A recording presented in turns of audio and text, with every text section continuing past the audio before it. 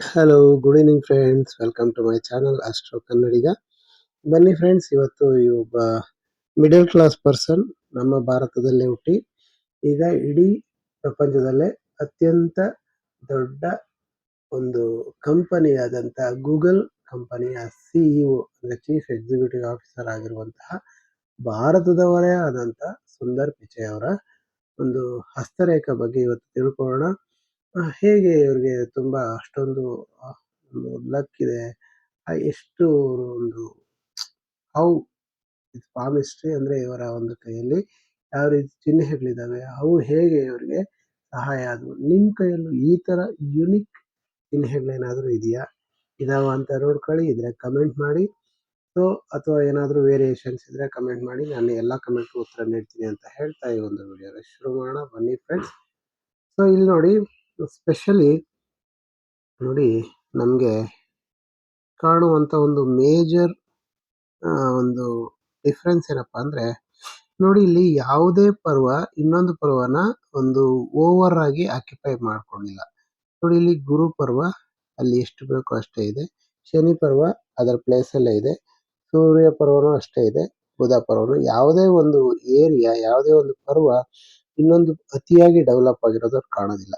So ಗುರು ನೋಡಿ, ಗುರು ಪರ್ವತದಕ್ಕೆ ಎಷ್ಟು ಬೇಕೋ ಅಷ್ಟೇ ಇದೆ, ಶನಿ ನೋಡಿ ಎಷ್ಟು ಬೇಕೋ ಅಷ್ಟೇ ಇದೆ, ಸೂರ್ಯ ನೋಡಿ ಎಷ್ಟು ಬೇಕೋ ಅಷ್ಟೇ ಇದೆ, ಹಾಗೂ ಬುಧನು ಸಹ ಎಷ್ಟು ಬೇಕೋ ಅಷ್ಟೇ ಇದೆ.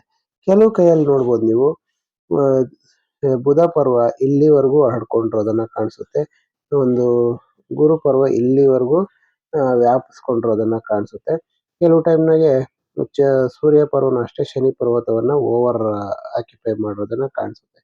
ಈ ತರ ಇದ್ದಾಗ ವ್ಯಕ್ತಿಗಳಿಗೆ ಒಂದು ಬ್ಯಾಲೆನ್ಸ್ ಆಫ್ ಮೈಂಡ್ ಇರೋದಿಲ್ಲ ಅಂತ ಹೇಳ್ಬೋದು. ಸೊ ಹಾಗಾಗಿ ಇವ್ರಿಗೆ ನೋಡಿ, ಗುರು ಸೂಪರ್, ಶನಿ, ಸೂರ್ಯ ಹಾಗೂ ಬುಧ, ಯಾವ್ಯಾವ ಪ್ಲಾನೆಟ್ಸ್ ಏನೇನ್ ಮಾಡಬೇಕು ಆ ಪ್ಲಾನೆಟ್ಸ್ ಅದೇ ಕೆಲಸವನ್ನ ಮಾಡ್ತೇವೆ ಅಂತ ಹೇಳ್ಬೋದು.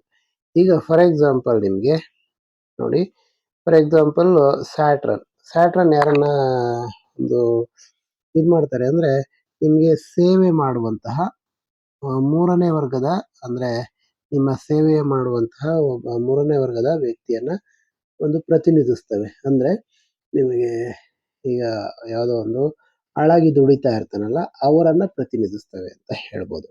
ಸೊ ಈ ಒಂದು ಪರ್ವ ಸ್ವಲ್ಪ ಓವರ್ ಆಗಿ ತುಂಬಾ ಜಾಸ್ತಿ ಆಗಿದ್ದಾಗ ಏನಾಗುತ್ತೆ ಅಂದ್ರೆ, ಅಥವಾ ಈ ಒಂದು ಗುರು ಪರ್ವ ತುಂಬಾ ಜಾಸ್ತಿ ಬಂದಿದ್ದಕ್ಕೆ ಆಕ್ಯುಪೈ ಮಾಡ್ಕೊಂಡಿದೆ ಅಂದ್ರೆ, ನಿಮ್ಮಲ್ಲಿ ಹಾಳಾಗಿ ದುಡಿಯುವಂತ ಒಂದು ಕೇಪಬಿಲಿಟೀಸ್ ಕಡಿಮೆ ಆಗ್ತಾ ಹೋಗುತ್ತೆ.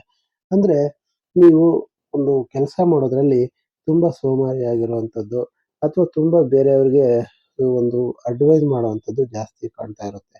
ಮತ್ತೆ ಫಾರ್ ಎಕ್ಸಾಂಪಲ್ ಸೂರ್ಯ ಪರ್ವ ತುಂಬಾ ಒಂದು ಓವರ್ ಆಗಿ ಡೆವಲಪ್ ಆಗಿ ಶನಿ ಪರ್ವತ ಕಡೆ ಬಂದಿದೆ ಅಂದ್ರೆ, ನೋಡಿ ಸೂರ್ಯ ಅಂದ್ರೆ ನಮಗೆ ಬೆಳಕು ಕೊಡುವಂತಹ ಒಂದು ಜ್ಞಾನ ಕೊಡುವಂತಹ ಒಂದು ಅಧಿಪತಿ.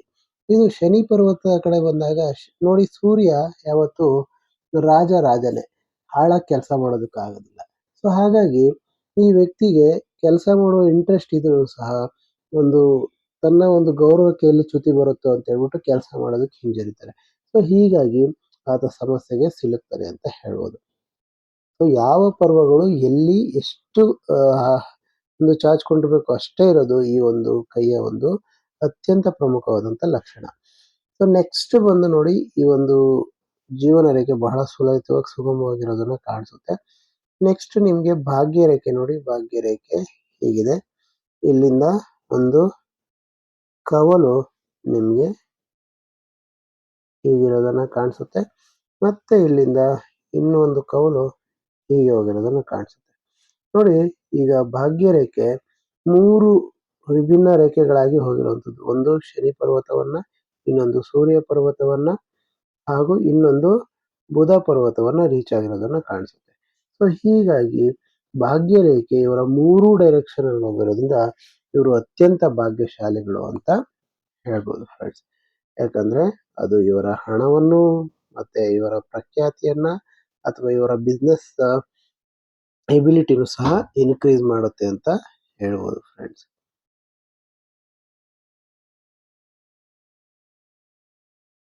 ಇನ್ನು ಅತ್ಯಂತ ಮುಖ್ಯವಾದಂತ ವಿಚಾರಗಳೇನಪ್ಪ ಅಂದ್ರೆ, ನೋಡಿ ಹೆಡ್ಲೈನು ತುಂಬಾ ಒಂದು ನೋಡಿ ಸ್ಟ್ರೈಟಿಶ್ ಆಗಿರುವಂಥ ಹೆಡ್ಲೈನು, ಮತ್ತು ಹಾರ್ಟ್ ಲೈನ್ ನೋಡಿ ಹೀಗೆ ಶನಿ ಪರ್ವತದ ಕಡೆಗೆ ಹೋಗಿರೋದ್ರ ಜೊತೆಗೆ ಒಂದು ಸ್ಪ್ಲಿಟ್ ಆಗಿ ಗುರು ಪರ್ವತದ ಕಡೆನೂ ಹೋಗಿರೋಂಥದ್ದನ್ನು ಕಾಣ್ತೀವಿ. ಇದು ಸಹ ಅತ್ಯಂತ ಮುಖ್ಯವಾದಂಥ ಒಂದು ಚಿಹ್ನೆ ಅಂತ ಹೇಳ್ಬೋದು. ಇವರಿಗೆ ಸ್ಪೆಕ್ಟಾಕ್ಯುಲರ್ ಎಬಿಲಿಟೀಸ್ ಕೊಡುವಂಥದ್ದು.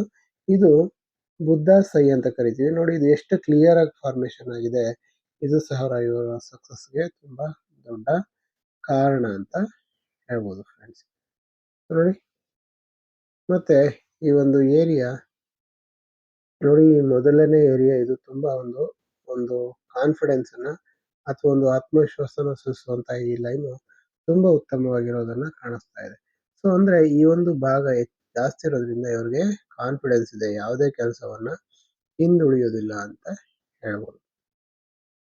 ಸೊ ಎಸ್ ನೋಡಿ, ಯಾವುದೇ ಒಂದು ಪರ್ವತ, ಶುಕ್ರ ಪರ್ವತನೂ ಚೆನ್ನಾಗಿದೆ, ಚಂದ್ರ ಪರ್ವತ ಓಕೆ, ಯಾವ ಪರ್ವತ ಎಲ್ಲೆಲ್ಲಿರ್ಬೇಕು ಅಲ್ಲೇ ಇರುವಂಥದ್ದನ್ನ ಕಾಣ್ತೀವಿ. ಅದರ ಒಂದು ಜೊತೆಗೆ ನಿಮಗೆ ಬೆರಳುಗಳಲ್ಲಿ ನೋಡಿ, ಬೆರಳುಗಳು ತುಂಬಾ ಉದ್ದವಾದಂಥ ಬೆರಳುಗಳನ್ನ ಕಾಣ್ಬೋದು. ನೋಡಿ, ಒಂದು ಶನಿ ಪರ್ವ, ಒಂದು ಸೂರ್ಯ ಪರ್ವತ, ಮತ್ತೆ ಸೂರ್ಯ ಬೆರಳು, ಮತ್ತೆ ಬುಧ ಬೆರಳು, ಇವುಗಳನ್ನ ನೋಡ್ಬೋದು.